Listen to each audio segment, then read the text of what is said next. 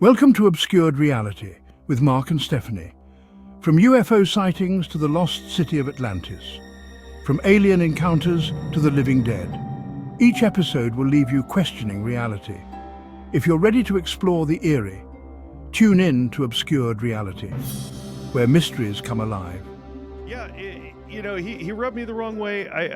I started seeing the interviews with him on the podcast and stuff, and he's not answering a specific question, but he is insinuating or leading you to the idea that possibly it's aliens. That's what a lot of people are thinking from what he says. And he specifically asks, well, just what's your opinion? Not stating as fact what it is, because you don't know, but what's your opinion as to this mysterious thing? And he will not answer it. So, it always goes back to the PFEs: proof, facts, evidence. What Yeah. we have, the facts of the cases. We know where these things are happening, and we know these things happen. We also know it's very hard to go missing. Or I'm sorry, it can be very easy to get lost in places such as Grand Canyon, some of these massive national forests, Yellowstone, Yosemite, where it's just canyons and mountains and steep things and cliff faces.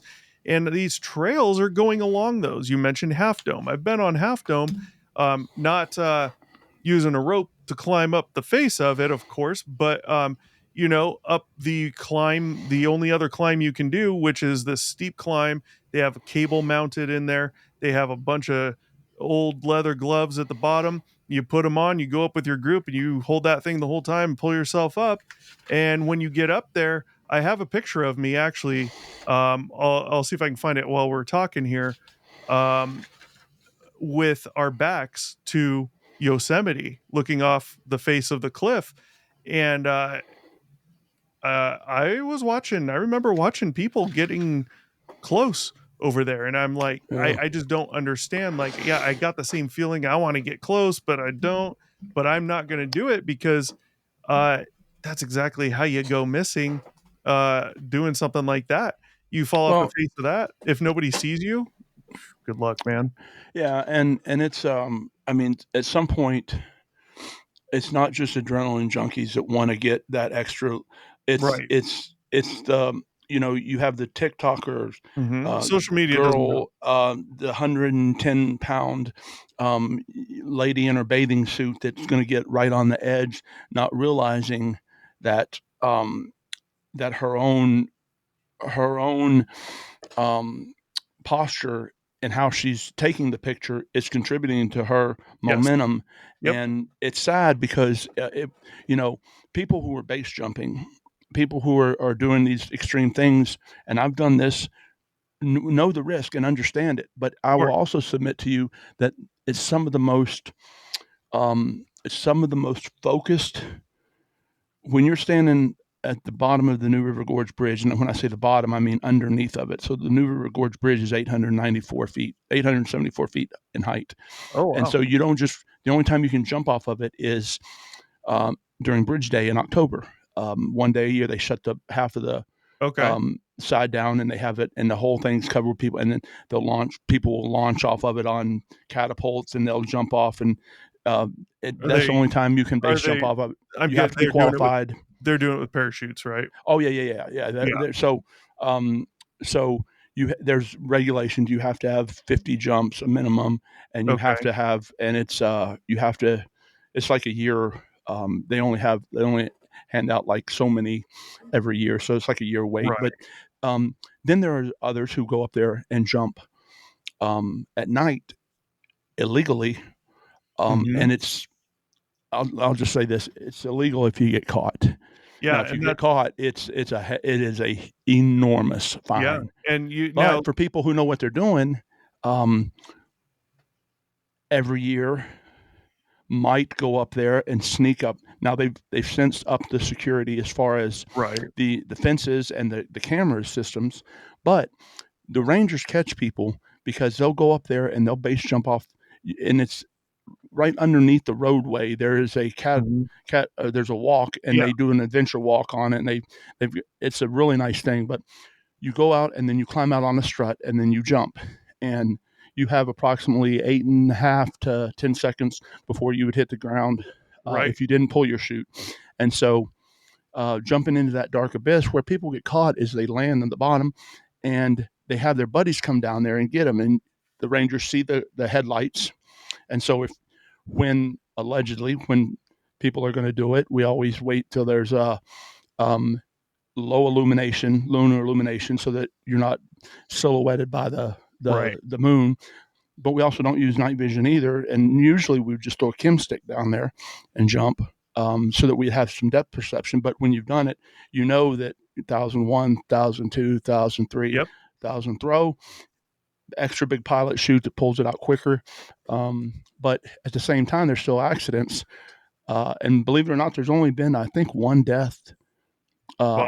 since 1970s, since they maybe 3, but that's doing it the legal way. Yeah. And so people that take risks like that, they understand. They're also, I can tell you that when you're standing on the edge of that, looking over, you're not thinking about, did you pay your bill, or did you Right. turn the floodlights off, or is your dog locked up, or you are pinpoint focused on what you're doing. And Mhm. so those aren't the people that, I mean, there is a risk.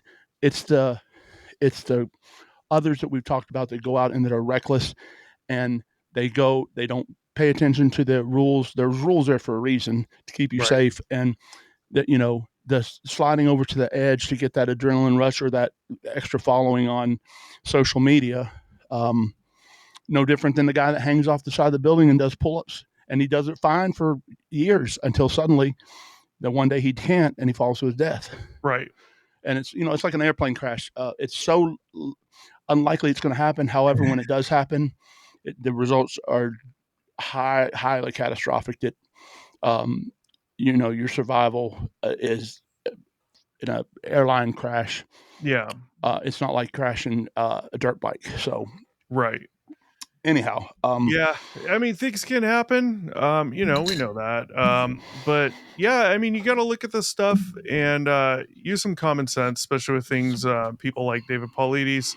I mean, it's the truth's out there for a lot of these things, and like you mentioned, it's a Google search now with people like him, with those cases, because you got the specific names of the people that went missing.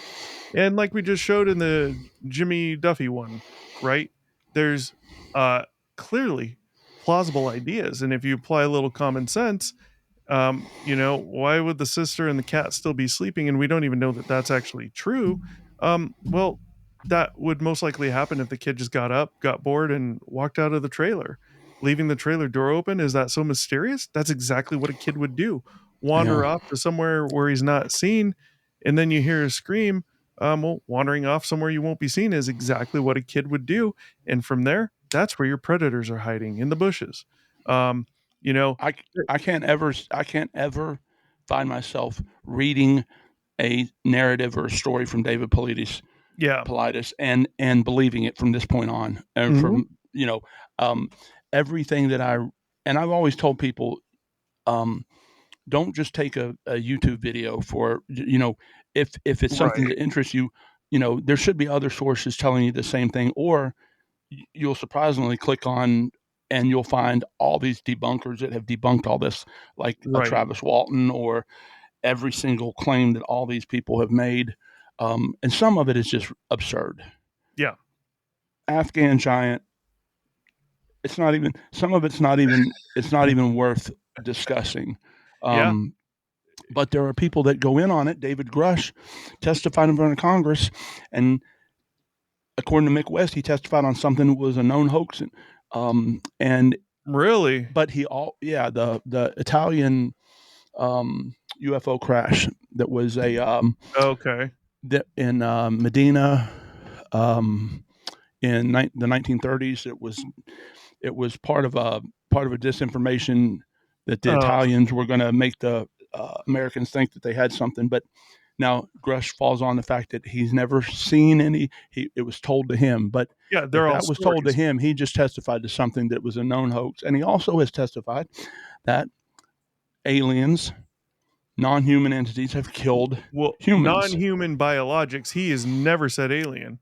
Yeah, And non well, but that's because he's got Chuck McCullough sitting right behind him, making sure he doesn't say that. But we all know what he's talking about. I mean, he's not well, talking about people from Guadalajara but that are but in the country illegally. but He's but he's do referring to aliens. but He's referring to do we really know that that's what he's referring to? I do believe he's well, insinuating aliens, but think about this. that doesn't matter, He could does be it? talking. So that we have found now in the last few however many years on the space station, they found organisms growing on the outside, living in space, and Absolutely. we never knew that possible. You look back in the day at the beginning of the space programs in all these different countries, and what were they sending to space before humans just to test out the ships and the effects? Monkeys, Yeah. animals. So think about this. You have a modern day new type of craft someone's built, US, Russia, China, who knows, and they're not sure about it, but it's got some new tech and blah blah blah, but they want to test it without putting a human in danger. They send one up with 4 or 5 monkeys and maybe 4 or 5 rats on it, right? And maybe they screwed up on their trajectory, something screwed up, it re-entered way sooner than it should have, and wound up coming in, boom, fiery in the night sky, crashes somewhere out in the desert. Well, um, one of these guys, David Grush could have talked to, could have, if he actually talked to anybody, one of these guys he allegedly talked to could have been on a team that went out there to recover this weird shit that crashed out there. And what they found were dead, dismembered monkeys and rats. Well, there's your story. A craft Mm, from space, non-human biologics. All that does is take humans out. It doesn't say alien. And I know where you're going. I'm not arguing that at all oh because no, that's no, what no, he's no. I insinuating. appreciate it. But I appreciate but, but the different point of view. well, this is the problem I had when he testified. Is But we found biologics. Paulina Luna, I think it was Paulina Luna, Anna And Paulina Tim Luna. She Burchett was like, from Knoxville. yeah, she goes, biologics, so humans. That's when he said non-human biologics, and boom, right there they continue on. What she should have done is said non-human biologics. What do you mean? Are you talking about I think some other form of life that's present on earth that's not human, or are you talking about life? She should have specified a question. Are you talking about life that's not from this planet? What are I you think saying? Nancy Mace backed him into the corner to where he said, "I can talk about that in a closed setting environment." Yeah, He fell back on that. well, they're clearly not having it anymore. They're clearly getting upset because these public hearings are going nowhere. And Paulina Luna even said in a quick questioning after that last one was done, the third one with Lou Elizondo, she was out in the hall and people were asking her questions. They're like, "How do you feel about how it went?" She's like, "I'm frustrated. We're holding these hearings that they wanted. We're asking them the questions that they're saying, to ask and all this, and they're still not answering them." And that's where I have a big problem with it as well. Because this is all pushed from the Lou Elizondos and the Jeremy Corbells and the George Knapps, pushing them to hold these public hearings, and then they're not giving them anything. It's always in a skiff, in a skiff, in a skiff, and now you have to ask yourself, well, why are they pushing them to have the public hearings if they know they're not going to actually put any information out, right? Well, And then are they really giving them the questions to ask? Because it's always been alluded to, and I have a feeling they are telling them, ask these questions, ask this question, this question, this question, and they're not getting answers. And these people respectfully have their heads up their asses when it comes to this topic. They have more important things to do. They know nothing about the topic, so they're not even thinking to ask, well, non-human biologic, what do you mean? Something other than human that's from this planet, or are you referring to aliens, life we don't have no clue about from somewhere else? And they're not asking the goddamn questions. well, so when they do ask the question, and let me just, Yeah. and we can go back before even the UFO thing. Let's go back to the whether it was Jim Comey, whether it was the Hillary Clinton server, whether it was even when the CEO of the pharmaceutical company that went to prison for jacking up the price of the Okay. of the the medicine for that, not the EpiPen one, but the other one. I Anyway, know what you're talking about. Yeah. Trey Gowdy interviewed or asked him. He got on there and just pled the fifth. And whether we're talking about, this is semantics at this point. If Right. what he's saying with non-human entities, if he thinks that he's going to be able, so far they've told us absolutely nothing. They've Right. shown us nothing. 100% And if nothing. you want to see what this is all about, go to Jeremy Corbell's the newest video about his meltdown, because he introduced this 15-page document, the interstellar constellation document, Mhm. and the other guy got credit for it. Immaculate Constellation. That's it. It's a 3-minute video of Jeremy Corbell having a Yes. third grade Well, female meltdown about. did you? And what he does is he claims that because he didn't get credit for it and all the time he put into it, that discredits all of the congressmen and Yeah. even the people that didn't call it out. So Well, that's, did you see his meltdown after that congressional hearing in the hall? yeah, It's on video. he's obviously on purpose. obviously, along with George Knapp, is trying to attach himself to this. He's trying to Yeah. interject himself in this. It's And all on but the purpose. problem is that you can't go to Congress and claim that non-human entities. I mean, they did this with Roswell. They said it was mannequins, test mannequins that they were using to see to check the drift and the fall rate and all that stuff. And either way, whether you say the word alien or not, we're not talking about China and North Korea. We're not Right. talking about the WNBA.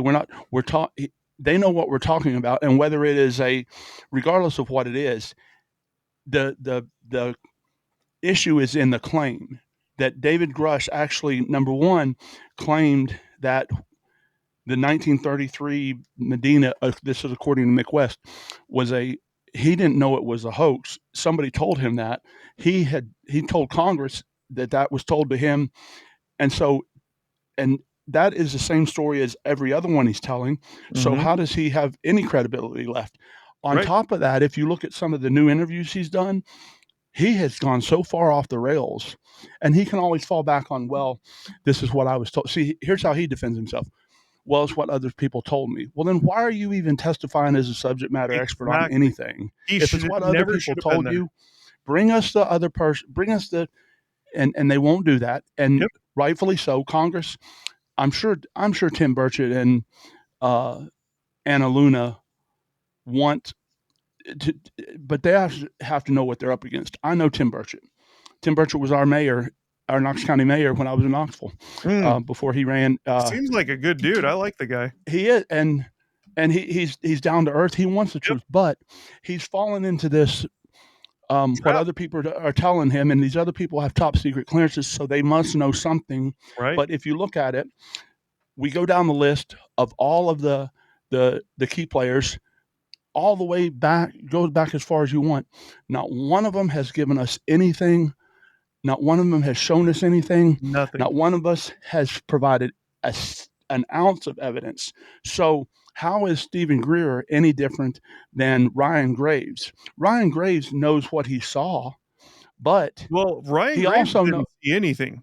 he and David Fravor, as far as the pilots that were with the TikTok and the other one. Yeah, Ryan Graves never claimed to see anything. He had relayed a couple stories from others that, hey, I had heard stories, but it's mainly David Fravor, and he was only there because they talked him into going. But he has never claimed, Fravor's never claimed what it is. He's just saying, look, this is what I saw. It looked like a Tic Tac. That's why I said Tic Tac. That's all. I don't know what the hell it was. Oh no, he's pushed back. He's absolutely pushed back now, saying that it's not man-made. Well, okay, yeah. He's definitely said things like that. Yes, you're right. That this isn't some technology we can do, and this and that, and blah blah blah blah blah. And here's my problems with people like him: is he pushes. There's no way, because people have asked, could this just be some new form of advanced technology that we have that they're testing out there? No, 100% no. I know for a fact no, because I know about it. Why would I know about it? Because we're out there with this whole battle squadron training in the ocean, and Which is they'd be exactly putting, why they would yeah, know about they'd it be or putting us would at not know risk. about it. Yeah, they'd be putting us at risk. Well, I just heard some stuff recently. No, dude, that the area in the Pacific they use is so large. Places like Lockheed and Boeing, whoever's making these things, Skunk Works, part of Lockheed, they have their own section for testing some of this stuff out over the ocean in this same area. And you have to remember, this thing he saw and that they saw on radar, it was there. Um, it was so far away, though. David Fravor put himself into this object space. This thing didn't come to them. It stayed way out there where it should be testing if it's our stuff, way away from them. They went to it because they were seeing it on radar. He already took off for training mission, and they contacted him and said, "Cancel your training, go check this thing out. Here's where it's at. It's on your radar, blah, blah, blah." And that's what happened. But yes, you're goddamn right. Of course, that's going to be the best way to get the data. Throw it out there when you know your battle groups out there in the ocean. You have carrier data, you have data from the battleships, you have data from the aircraft, you have data from the submarines that are out there. There's at least one going with those groups every time. You have data just from people talking that are on board a ship that might see it. And the government has access to all that data. They go get that data and see real Well, world what's in the data. What are the people saying? How does it look to them? Because we want to know if we go throw this thing in another country, we want to know that they can't identify it's ours. It's simple. And I Fravor have I wanted have to, I yeah. have I have I have some breaking news for David Fravor.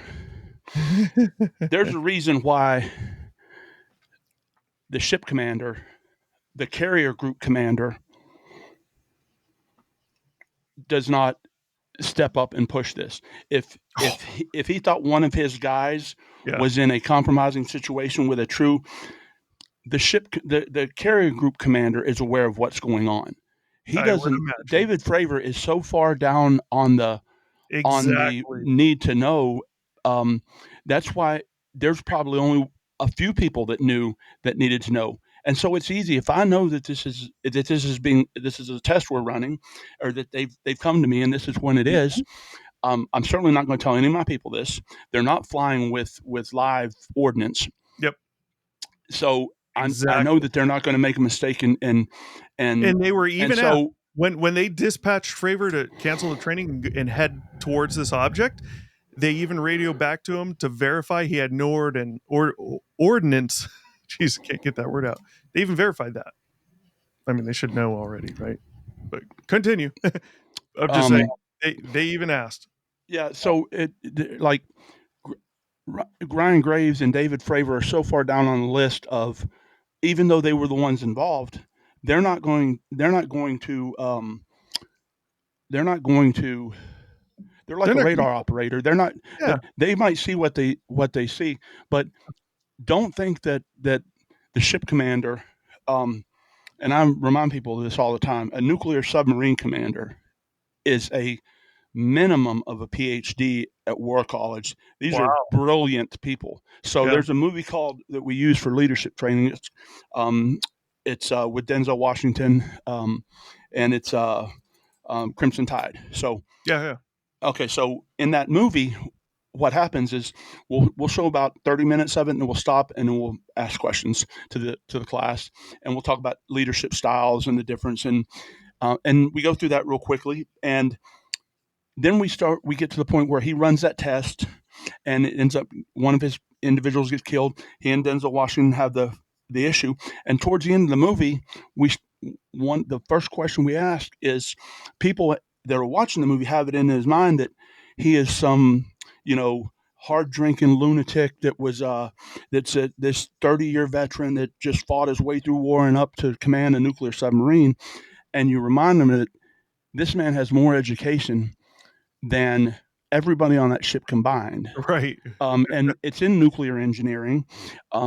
It's his and he may be old and crusty, but he's right in how he does the things. Now, Right. as far as his racial comments to Denzel, but the point is that when you tell these people in the class that, they're shocked, and so a commander of a carrier group, which is the carriers and the destroyers and the submarines and the all the helos and Hmm. the pilots. So you're talking about 11, or you're talking about I don't know, what is it, 13 different ships. Right. The commander knows what's going on. Um, I may have gotten Graves. I may have gotten him in favor mixed up. Graves described his encounter with the UAPs where two F-18s were split by an object that was dark gray. I think he was the one that was That was not yelling. him. He's relayed stories. He's not. He has specifically said he's not had any. He's not seen anything weird himself. Fravor has, which is the Tic Tac, but Graves has not. He may have relayed that story, but he's specifically said he's not actually seen anything. Okay, there's wrong information on here. He was the first active duty pilot to come forward with the sightings. I know there were Huh. a couple different. So there was a Tic Tac, there was a gimbal, and there was the other one. And one of Yeah. them, Go fast. one of them, you could hear the pilots yelling. But there's Yep. also the wingman, and I know they weren't flying Mhm. together, but according to this, it says he was the first active duty pilot to come forward about his sightings. And then he also indicates he corroborates that with his, according to this, he corroborates that with the radar information, trying to bolster the. But I mean, all you have to do is see the video, and I Yeah. think, um, um, I'll. I don't know who the other pilots were that were in the, but Ryan Graves is the younger one that doesn't ever talk. The thing Right. is that the commander's not going to. But whether we're calling them um, non-human entities or biologics or non, it doesn't. We can call them what we want. The fact is that until there is none of this would pass a second grade spelling test type proof. Um, it wouldn't. None Right. of this that any of them have claimed. And it's not that we have the debunking information. It's that the claims that they make are so extraordinary. I mean, they're so far gone. When you indicate that, whether it's alien, a UFO, UAP, what, let's call it what we want. When you testify that one of those has killed humans, actual Mhm. humans, then you have stepped way beyond. Now, and you can't walk that back and say, "Well, I didn't mean this." But what they all do is they won't answer any questions. It's, "Well, I'll tell you in a secured skiff," and then they don't get the secured skiff. According to Tim Burchett, they don't get him in the secure skiff, and he knows that. Right. And then he falls back on his top secret clearance was taken, and then it was reinstated for these next 4 months while he serves as an advisor. Mick West indicates that the couple times that David Grush has lied. Jeremy Corbell, Yeah. there is nothing that he has ever done except a tattoo shop where he Yeah. met Bob Lazar through his tattoo artist, and decided he was going to put on a that hand thing was in a Star Trek or a Close Encounter, Yes. It was in a movie. yeah, it was in a movie prior to that, Yeah. Way prior. just like a lot of this other stuff was. Yeah. So, I um, I did look up the thing on Ryan Graves, and everything I'm finding is saying that yeah, he did see something. However, I'm reading this as saying, yeah, he's a former F-18. He testified July 26, 2023, the public congressional hearing. I think it was the first one he was at. That's when I remember him saying, "No, I haven't seen anything specifically myself." He was talking about how other pilots he had talked to had, and what this is saying is that this says he did testify to them about his firsthand experience with UAPs, and then it says he described how his squadron's upgraded radar systems began detecting unknown objects. That sounds like Fravor's story, and how one pilot visually observed a dark gray cube inside a clear sphere during training mission. Now that was happening on the East Coast, and um, those were all stories. I swear to God, Ryan Graves was relaying. And if you go back and watch that first congressional hearing, I think that will answer the question. We're obviously not going to do it now. I am like highly confident that he had never said he actually saw anything. It was, I had heard from a pilot here, whatever, that I flew with, whatever, they had seen Well, stuff.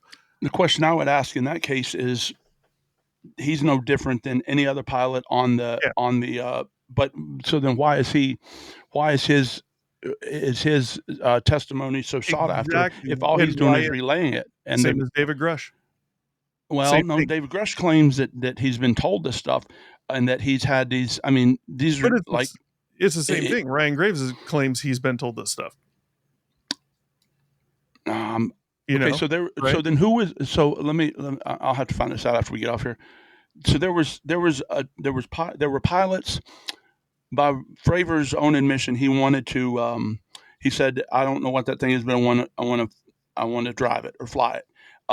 And he claimed that it met them at a rendezvous location, but he had a wing person with him, Yes. and there were also two other of the other videos where they were yelling and screaming, or laughing or trying Yeah. to track it, and that So wasn't Ryan, or that no, wasn't. These weren't all Fravor.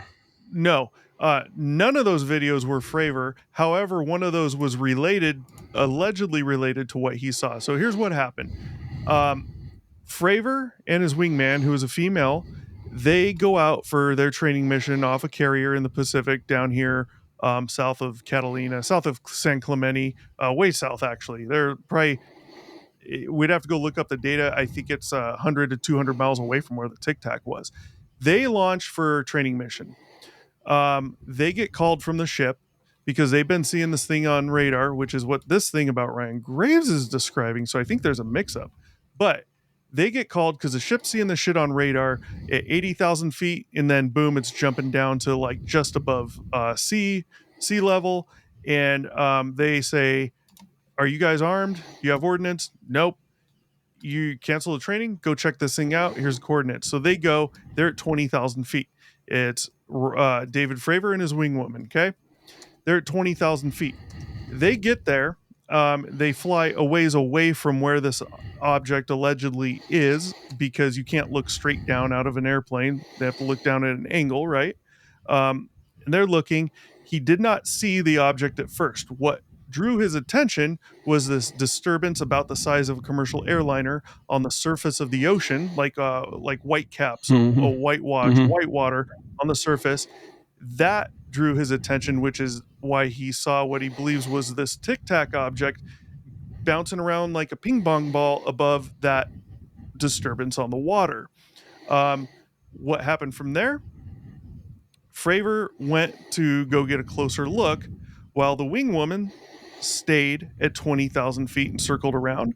The purpose of her staying at 20,000 feet was so that she could have the perspective of the whole battlefield, if you will, everything that's going on. She could keep an eye on Fravor and she could keep an eye on this object. So she stayed up there to watch. He began a circular descent, like an orbit, but Mm-hmm. going down. Okay. He And you stated, said the other one he mimicked stated him. as soon as he began his orbital descent, the Tic Tac began a circular ascent going up. He said it stayed opposite of him the whole time. Here's Fravor. Boom, boom. Oh, I gotta get that camera. Fravor, Tic Tac. While he's circling, the Tic Tac's circling the same direction. Fravor's going down circular. Tic Tac's coming up circular. Okay. They're staying opposite of each other. The second he Right. starts descending, this thing starts ascending in the same pattern. What he just described right there is like most likely your textbook definition of parallax. Parallax. Yeah. Okay. He gets down, and at some point, he goes to chase this thing, and it's not too clear on how that happens, how they come out of this thing. But if this thing's mirroring him coming up, and if it's coming up at the same uh, ascent rate as he's descending, then they should have met around 10,000 feet. but we have no idea how it really leveled off when we get to the rest of this. But most likely, David broke out of the parallax, not realizing he was even having a parallax moment. And now he's seeing that the object's actually not doing that. And he thinks it came out of the circular ascent and shoots off when it probably really didn't. It's just he's traveling at 2, 3, 400, 500 miles per hour. Right. And Right. that's all it is. And then what happened is they ran out of fuel. They had to head back to the ship. They sent another group of aircraft out to go find this thing because it allegedly jumped to close to one of the islands, I believe San Clemente Island, which was super far away. Like in an instant, it was there. This other flight went out there. That's where they got the recording of the Tic Tac, the video that you see. It wasn't Fravor. Fravor saw it, but he didn't take the video from his plane. Okay, so according to Ryan Graves, this had been going on since 2004, long prior to Fravor's testimony, or long prior to Fravor's experience. Yes, and a lot of what Ryan Graves is referring to is on the East Coast with the cube right. with a sphere inside, all translucent. Yeah. So let me just read this to you. This is the New York Post. Ex-Navy pilot who's seen UFOs in flight calls for investigation into the aerial phenomenon. And this is his, just a couple sentences here. Ryan Graves, former Navy pilot, called Congress to investigate UAPs. He spoke out of his firsthand experience with UAPs in an interview with Fox News. Graves spent 11 years in the Navy flying F-18 advanced fighter pilots, also a flight instructor. But throughout his career, he's yet to receive a definitive answer on the phenomenon that he and other members of his squadron dealt with for years. While I was in the Navy, myself and others in my squadron had experiences that continue to this day, and at first was something that we didn't have a name for, Graves said. At first, objects showed up as contacts on our radar, contacts in our camera system, until eventually, Graves said, we were seeing these things with our own eyeballs. 2 aircraft from my squadron were flying side by side. The objects went right in between them, like a near miss. Graves said that he and his squadron members,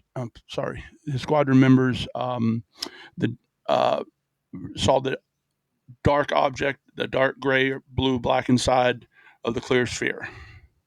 I think they need to separate this idea from something from something unknown to UFOs or the ET hypothesis. He goes on to talk about why they should, but it has his videos in here. I'll watch the first congressional hearing tomorrow. I'll rewatch it and see, because I agree what you're reading. That's what it's saying. I swear to God, this is coming from. Never claimed.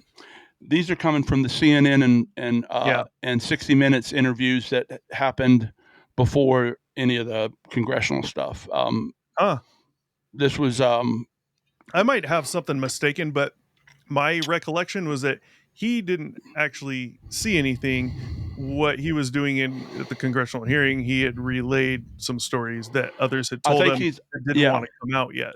Well, I think what, if you watch the congressional hearing, I think what he's referring to are the claims that are being made now that David Grush and others have testified on, that he hasn't seen, he's only heard of. But the CNN and 60 Minutes interviews, according to the timeline, were before the Fravor incidents, and he indicates in here that, and the video's in here. I'll watch it when we get off here, but I remember him specifically describing it not as somebody was telling it to him, but what he did was they met him at a restaurant or something, and there were supposed to be 2 other pilots with him that had backed out and didn't want any part of disclosing it. And by this time he was already out of the military. And so he explained that others had seen it also, but he was describing what he saw, not as it was on a radar. And so what he may be talking about in the congressional hearing is at this point, it's a goat fuck. I mean, it's a dog and pony show. It's a kangaroo court is what it is, because they're not going to get any answers. They should have known this going in. They're not going to get any answers to where are these things, where are they located. I mean, and you can get cute AOC and ask, if you were me, where would you look? Well, I can tell you that if you're Yeah. going to tell her that in a secured environment, that means you know. So either you've been, if you know, and which he doesn't know, because none of it Right. is. He's, if anything, he's sad, and I think we're going to see this play out. It's sad in a sense that he might really believe the stuff that he's saying, that he's been told Yeah. by people that he thought he trusted, or that he thought it was his job to collect information on. But Mick West has already called him out on the hoax in Italy, and for him to say that what is it that NHI has harmed humans, what I personally witnessed was very disturbing. That's what he said. What I personally witnessed was very disturbing. Well, he didn't witness anything. What he Yeah. witnessed was somebody telling him. Right.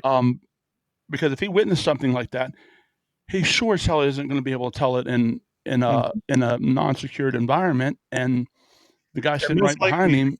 most likely not in a secure environment. Most of those Congress people don't have the Oh clearance no, to yeah, hear what he would have to tell. that's what I'm saying. That's where you get the Lou Alzano as well. I can't discuss this. Yeah.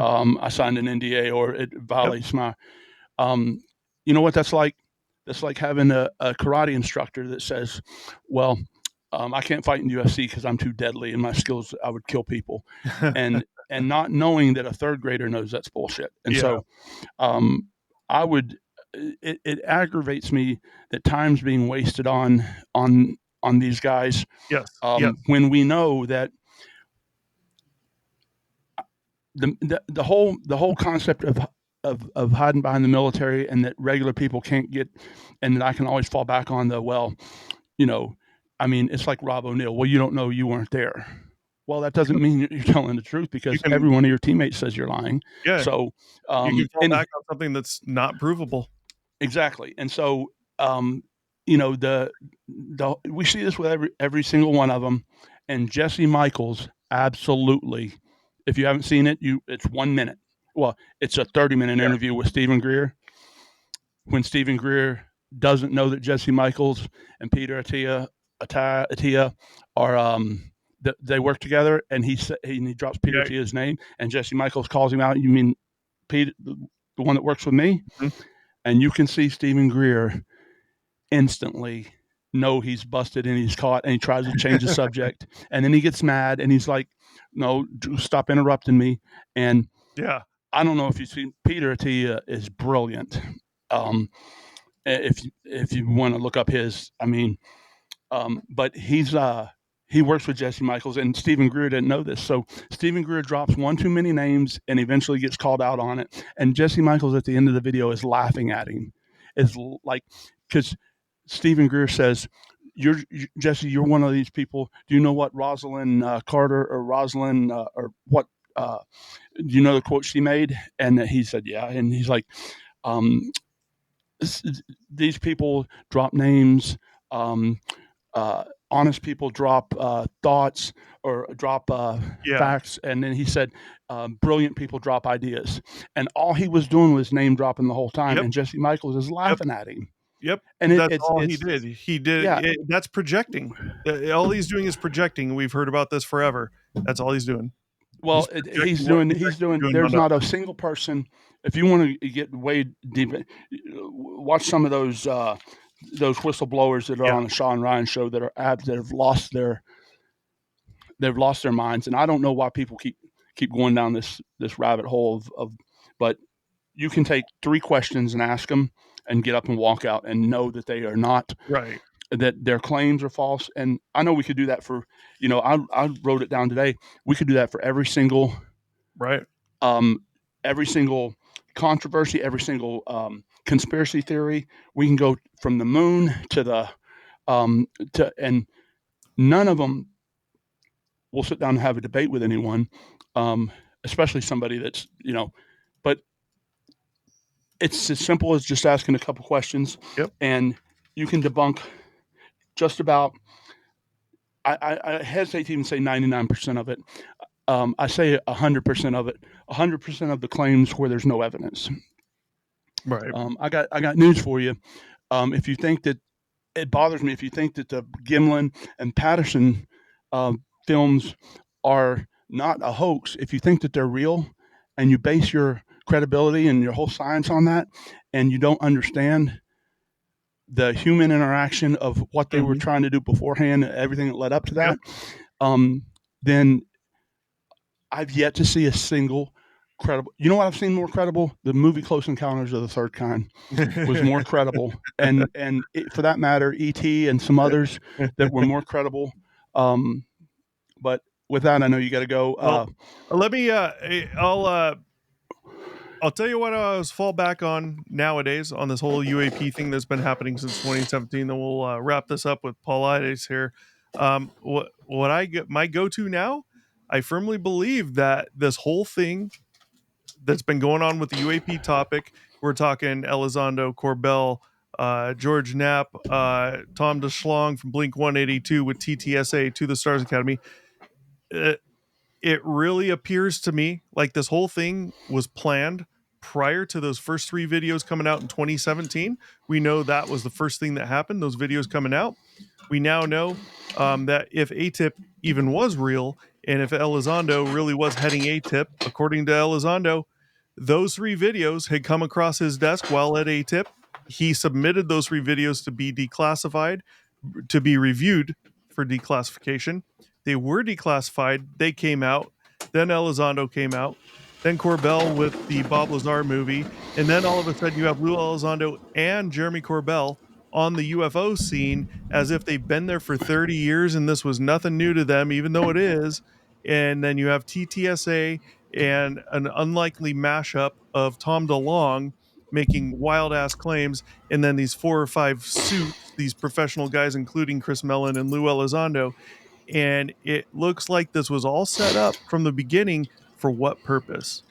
For I what purpose? And that's where my go-to is. I think this whole thing was pre-planned with at least two or three of these guys, and for a reason.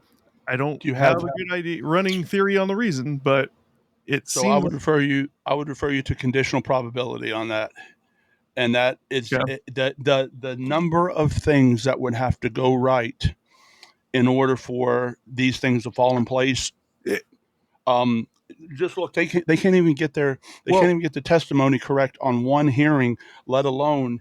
And it's because they're I'm not just going good to at say it. this: Tom DeLonge isn't the biggest idiot of this bunch.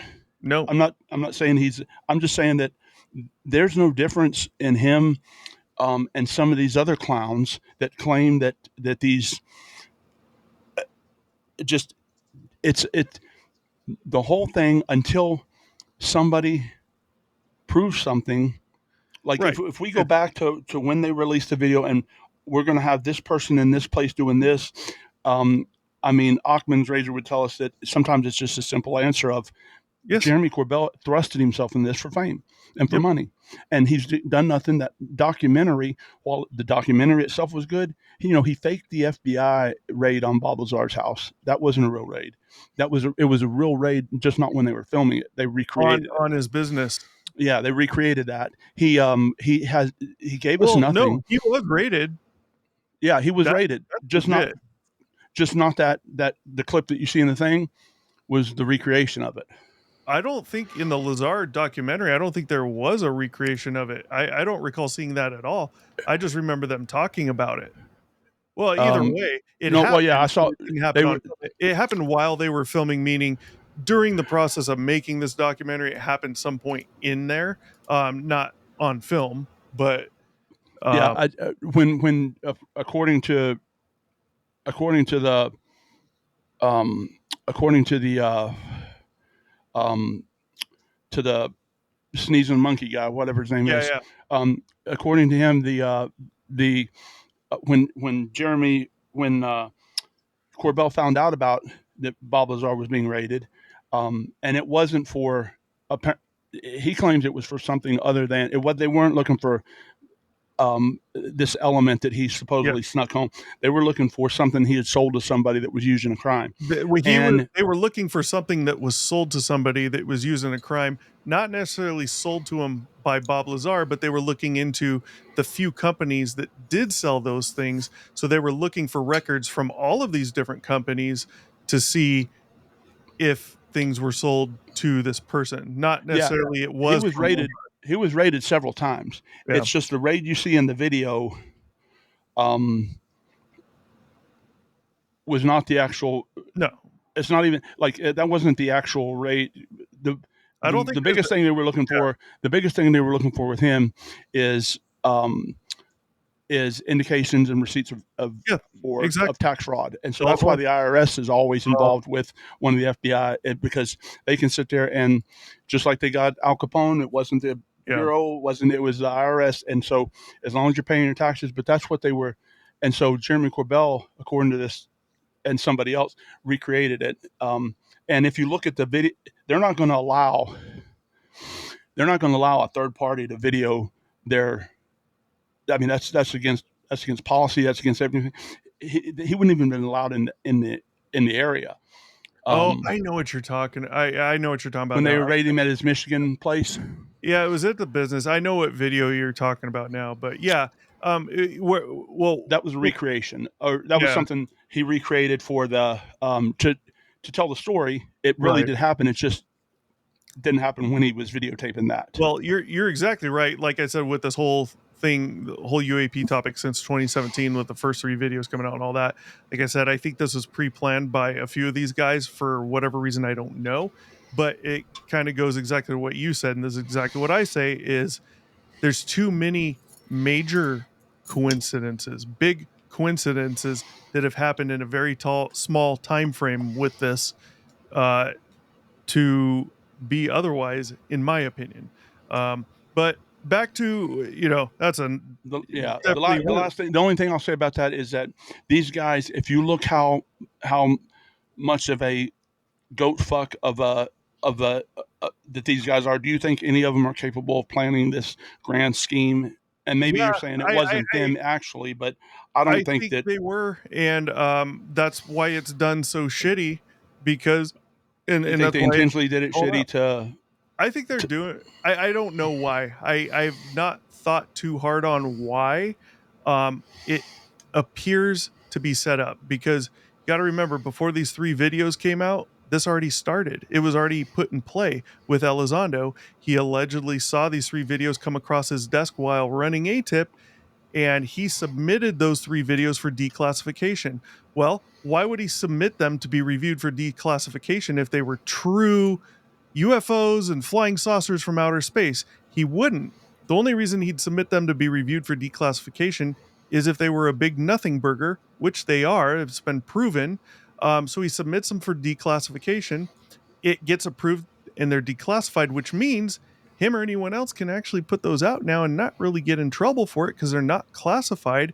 So he either got them to someone prior and said, hold on, or he held on to them and waited till they were declassified, or he had someone else on the inside after he quit that once they were declassified, got those to someone else to get put out, and then he's on the spot.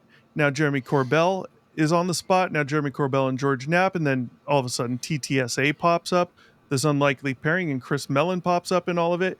There's a lot of major coincidences that happened in a period of 6 to 7 years with this whole topic, and none of it has anything to do with any real footage of anything anomalous. It's all been debunked. All the shit Corbell puts out is crap. The videos are debunked, and it's nothing, and these guys are just making money off it. I want to know why Lou Elizondo was no longer working in ATIP. I want something dug into his records and to see if I think you're going to he be if he was extremely disappointed. terminated, or this is part of some type of psyop slash disinformation campaign, something having to do with the government, and Lou Elizondo's running it. Well, if that were the case, first of all, he wouldn't be able to maintain his clearance by any means. Number two, he doesn't have the ability to. He wasn't like the decision to release this stuff is so far above him that he wouldn't. It's not like he can make the decision and sign off on it He didn't. He didn't. He submitted them to be reviewed for declassification. The only way he's going to be doing that is if it's nothing, which those videos are nothing. He but submitted it to be they reviewed by won't. a different group. Yeah, they won't. They don't like. They're very strict about like if he were to submit it as like a smoke screen or a false flag, No. I'm not saying that. What I'm saying is, if ATIP was real and he was running it, they're reviewing video, photo, footage of things to determine what's in our airspace. Not that it's anything alien, just what is it, right? If it's something, oh, we already figured it out. This is just a FLIR video from an F-18 of another F-18 that's 30 miles away. That's all it is. It looks weird, but that's all it is. Boom. We can get that one out of the classified files. Let me submit it to the group that reviews things for declassification. I'll type up my little notation on, I'm sure they got a form of, here's our determination on this. This is a video from an F-18 camera pod. It's a FLIR video of another F-18. They were out on training mission out over the Pacific. That's what I'm saying is these videos were nothing. He knew it. He's just doing his job, submits them for declassification, and it was approved. But he's seeing all these different photos and videos. Now he has an idea of what to tell people, someone else who may be in on it with him, to say, hey, these are the videos you want to pull up when they're declassified. If they're declassified, these are the 3. Get them out because they look anomalous, because you can't tell what they are. Or he held on to them himself, submitted them, they're declassified. Boom, he got it over to someone else to get put out to the public, and that's that. Look what they did to Chelsea Manning and to Julian Assange. First of all, so he wouldn't have any access to something that isn't already above him, cleared or not cleared. Like, he wouldn't be the one to submit it for clearance and see if we can push this through, and then we can, like, that's so far, that would be that's a 4-star, that's a like a Joint Chiefs of Staff type. That's a 4 people in the world who are in those decision making things, and Lou Elizondo ain't one of them. Lou Elizondo, what I think has happened, and what I think the more practical thing is, not to, but Yeah. I think that he has capitalized on the semantics and the vagueness of indicating that he was part of something, and more important than he was. He's not going to get any. By the time he sees that video, he didn't, regardless of what he wants to make people think. People that would be in the on the ships that would take the video out of the F-18s, and they would take the video. You'll never ever know, and they're so they're. Lou Elizondo is not, and sure as hell ain't going to bring Jeremy Corbell, and they're not going to allow that. It's such a bad news bears type thing, that the only thing that it would work is to convince Congress, if anything, that we don't know what this is, and so therefore we need to start upping our national defense as it relates to Russia, China. It might be one of those. We've always done that, but Lou Elizondo doesn't make. I can promise you, he doesn't make a single decision when it comes to anything. And by now, I'm not claiming he does. I'm just saying this is what he said. He said when he was with I know, yeah, he came across his desk, he submitted them to a completely different group to be reviewed for declassification. From there, it's decided by whoever, who knows. But what it looks like to me is any major government of this world, I would fully expect would have a program such as ATIP, looking at anomalous things in their airspace to determine, is it another country, is it an adversary, or is it us? And that's solely it. And I think that's nothing more than what these videos were, where a lot of people couldn't tell. They did their studies on it, if ATIP was even real, and determined, no, this is just FLIR footage of another aircraft. But you can't tell it really in the video, most people, because they don't know what the hell they're looking at. And they determine it, he submits it, and hopefully they declassify it. Either way, those videos got out somehow. We know, according to his testimony, that he touched those videos prior to leaving ATIP and quitting the government. I want someone to look into his history. But so did everyone else who saw him. Like, he didn't have any have any say. Like, he didn't have any decisions on submitting, not submitting, or what they were going to get, or what. Like, I can tell you that he wouldn't know if I'll wait till we stop recording, and then I'll tell you this. Yeah. Um, So yeah, it is what it is. It's all crap. So, um, you know, it is what it is. David Paulides, I'm still, I mean, I'm lower than I was before on the believability with him. He seems credible, but for me, like I said, once I started hearing him in the interviews, not answering specific question, he won't even give his own opinion. He I would be seems okay kind of with like that. a fraud. I would, but this is so much for. I mean, he's actively Yeah, lying. yeah. So Those were things I didn't know yet because that I should haven't looked destroy into that. him for At a least for while. me, that destroys his credibility. Yeah, 100%. I agree. And I He's out. I enjoy the fact that we both have different levels of where we place. You know, for me, it's once he starts actively falsifying documents, Yeah, well, I then didn't know he and was doing that. So that right there just kills it, you know? I mean, what come well, on. yeah, the one when we get off here, the one story I told you about where the kid had, I mean, he changed everything around in that. The Yeah, guy that was found in the woods, he claimed that he was never seen again, right. and so the guy didn't even have to go to the hospital. They took him to the hospital, but he walked out on his own volition, and he didn't. It wasn't like that happened later after he had already reported on it. He left that out for a reason, and that's where I have a problem. Maybe that's just the technical law enforcement side of me that. Well, no, if he But left it out, facts it's part of the matter. story. Yeah, it shouldn't be left Yeah. out and it's clear why it would be left out because it doesn't play with his story. It proves his story is false, his narrative. And if he's getting away with it, great. And if he's making money, I'm happy for him. But I'm also troubled that people that don't know him would see him, because if you look on YouTube, he every video on there just about is his own videos that Yeah. he's flooded the thing with, and the algorithms with, and it's hard. You have to really like go in to find people that are, but like the Mhm. Lower Lodge just watched the 45-minute hour video of him absolutely trashing, and I hate that for him. But I mean, it wasn't like I didn't know this was coming. Yeah. I'm more interested in the people that come up missing, and the reasons that we can prevent it. Or so anyhow, I thought it was a good discussion, and I appreciate the fact that we're not going to agree on everything all the time. Well, This I just do happened to agree be the with you one on that him. yeah, this I just happened to completely be the one agree. that I took personal because of the law enforcement background, because Yeah. he obviously doesn't know better.